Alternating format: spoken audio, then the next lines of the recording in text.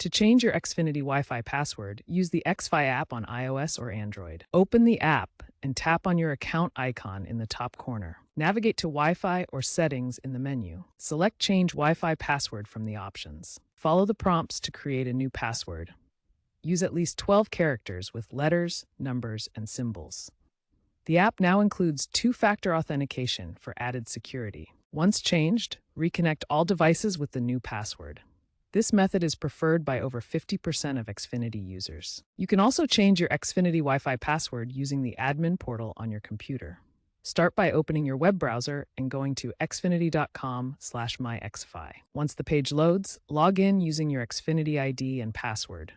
After logging in, navigate to the Wi-Fi section and select Change Password. Enter your new password, making sure it meets the strength requirements like using a mix of letters, numbers, and symbols. The admin portal features a security dashboard that helps monitor connected devices and automatically checks your password strength. After changing the password, a confirmation email will be sent to your registered email address. Remember to update the Wi-Fi settings on all your devices to reconnect. For enhanced security, consider enabling WPA3 encryption on your router if available.